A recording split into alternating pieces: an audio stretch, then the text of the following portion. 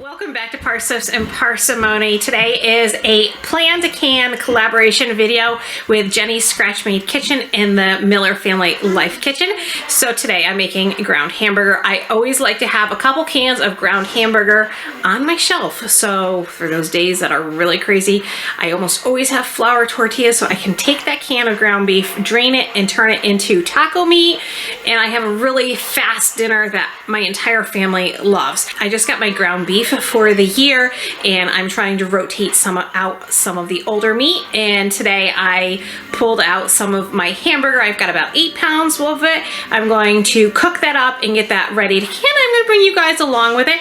There will be a giveaway March 3rd on the Miller Family Life Kitchen if you want to check that out and enter that giveaway.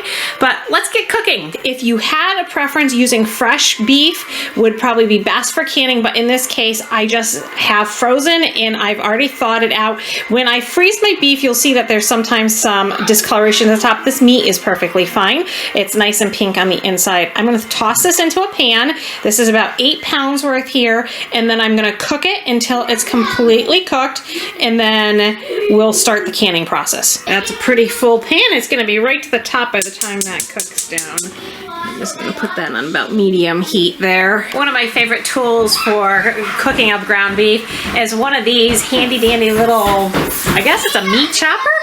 This is a great tool for chopping up hamburger. This one's Pampered Chef. I know you can get a lot of different ones, but this has been my trusty meat chopper for many, many years.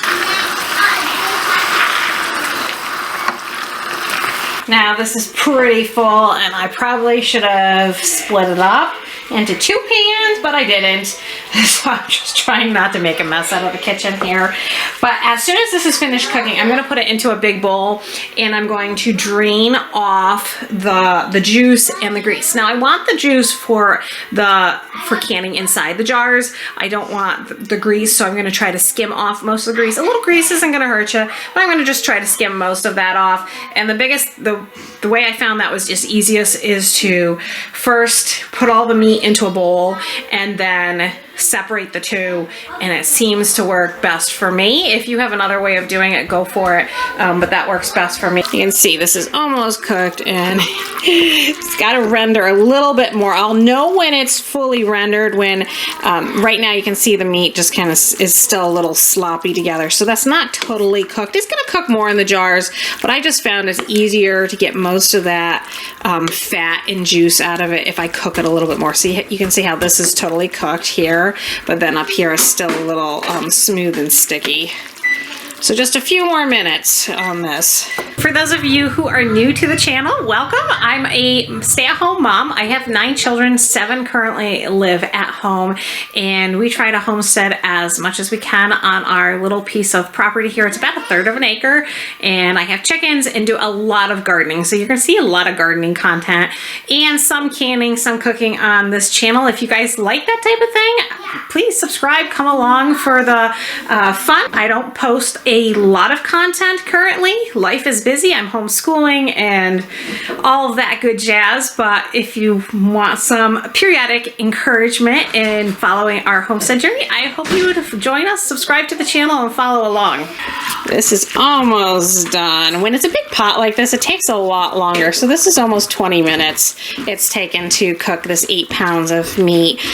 And you can tell it's almost done, just a little bit longer. While this is finishing up, I'm gonna go ahead and prep my quart jars. If you have a smaller family and you don't have need for quart jars, then you can certainly do pints. For us, we need the bigger jars. So I'm gonna be doing quarts. I have 6 that I'm going to prep. I think that's gonna be about how much I have here, maybe not quite.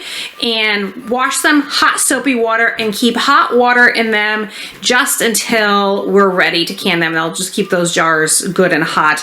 That's one thing that years ago no one ever told me is, particularly with water bathing, that if your jars are cold and you put them in the hot water bath, often the jars will crack and you'll lose all your work. So I always, when I'm washing it, particularly for the pressure canner, I just wash them hot soapy water and then just keep really hot water in them until I'm ready to really get the process of filling the jars and getting them into the pressure canner.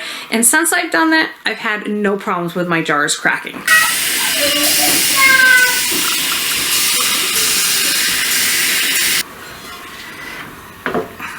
8 pounds of beef. 8 blocks of beef. Let's see if I can do this without making a mess.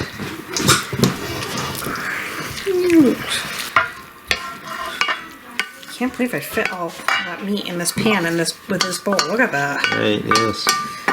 Well, not very big of a mess, at least. No, I did pretty good. I need to add 8 cups of water to the bottom of this.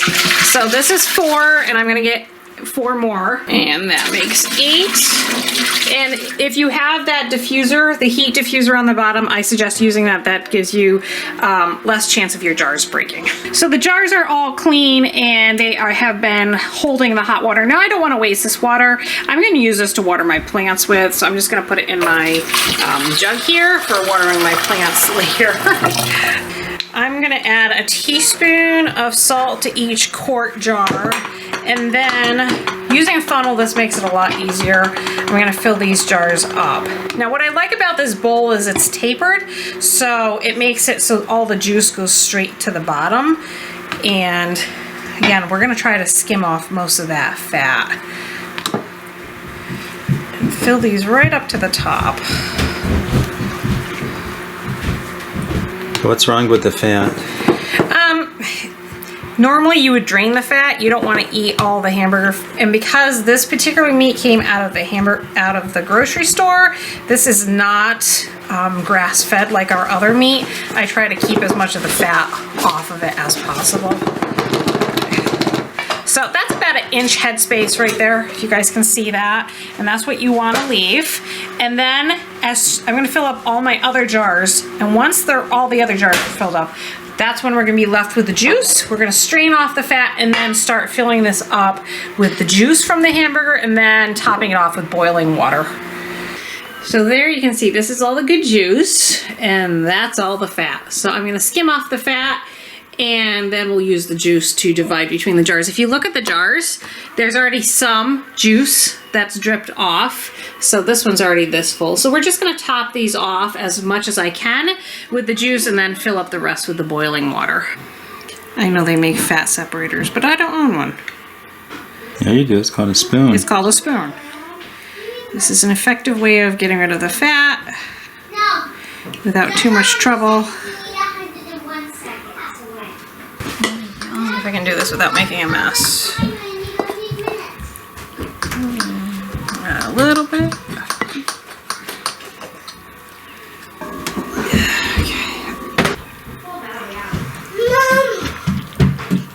Right up to that 1-inch headspace. Have some.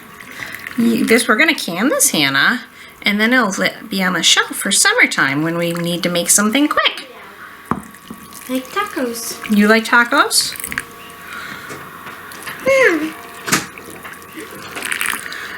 And then I like, just a minute. And then I give these a little shake because of air bubbles. Mommy. And whenever you're canning, you always want to wipe the rims down so you get a really good seal. That one spilled a little bit. Most of these are fine because I had the funnel, so they're not really dirty, but we're gonna wipe them down just to make sure that they're clean. There. And then take your lids. Mommy, I did salt. I put the salt in the meat, so it makes it flavorful. And then take your rings and screw them on. And just finger tight. I don't know how to explain to you finger tight because it took me a long time to figure out what was just right for me. So it's just a squirt and then just a little bit. And that's, how do you explain it, Art? Put it on so if it's not you too crank tight. it down, it'll explode. So it's just like that. Yeah, I've done that many times. Just put it on and then just there, like that. All right, those are gonna go in the pressure canner now. And for quarts, we're gonna do 90 minutes at 10 pounds of pressure. If you have a dial canner, you're gonna do 11 pounds. But this is a weighted one, so we're gonna do that for 10 pounds there. And this has to steam So the steam has to come out of here for 10 minutes before I can put the dial on it. So that's going to be probably 15 to 20 minutes for there to be enough boiling inside for the steam to start coming out that little vent at the top. And then once we start seeing that, that's when we do the 10 minutes. This is steaming really good, so we'll set the timer for 10 minutes and then we'll put the weight on it. If you've never seen a weighted dial, this is a pretty typical one that you would see around at thrift stores or estate sales. This is a Muro brand weight, and you can see there's a 5, 10, and 15. So this has to be 10 pounds for 90 minutes. So I'll just put this right on there like that. And now I wait until this jiggles. When the pressure gets up, this will start going jiggle, jiggle, jiggle, jiggle, and I'll show you that. And then once that jiggles, then we set the timer for 90 minutes. We're getting ready to jiggle. You can see the steam is just starting to come out a little bit at the base. See, it's almost there. There we go. So that, I'm going to start the time. Stop. I'm going to set the timer now for 90 minutes. And we're just going to make sure this jiggles every 10-15 seconds. And then let that go for 90 minutes until it's done, and then we'll turn it off and just forget about this until the pressure's gone. All right, it's done. I'm not going to remove this for at least 20-30 minutes. I want to make sure that all the pressure is out, and then I'll just let this sit. Now you can let this sit if you want to. You can leave this sit until overnight, until it's cool. I will probably pull these out to show you guys once it cools down enough.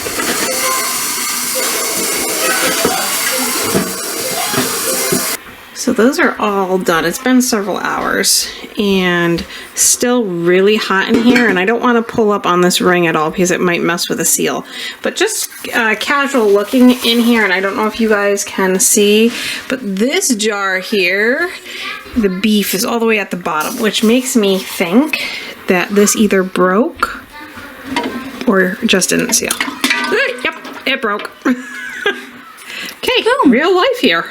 So sometimes that just happens to your jars. Probably these jars have been well used. I have not bought new jars in a very long time. And I have a lot of older friends who are retiring from canning, and they have given me their well-loved jars. So I do expect this to happen periodically. And it happens with new jars as well. But obviously that one broke, but the other ones look fine. So I'm just gonna let them sit in here until I am sure they are totally cool. It'll be tomorrow. And then I will wipe them all down, make sure, because obviously the one jar broke, all that meat juice went all over the outside of the jars. So I'll just wash them, make sure they're nice and clean, date the lids, and we'll call it good. But with that, I hope you've enjoyed the video. Thanks for coming along today. And be sure to check out the Miller Family Life Kitchen if you want to enter a giveaway on March 3rd. Hi, honey. For a pressure canner. All the details will be over on their channel. Thanks for watching today's video, and we'll see you for our next video. Bye.